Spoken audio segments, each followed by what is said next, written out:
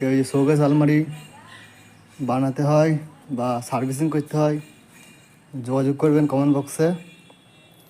কাঠ খাট পালিশ এবং শোকেস আলমারি রং বা নিউ বানানো যায়। দেখেন বহুত আছে এবং পুরাতন শোকেস আলমারি ঠিকঠাক করে রং করা হয়। কেউ যদি প্রয়োজন হয় কমেন্ট বক্সে যোগাযোগ করবেন।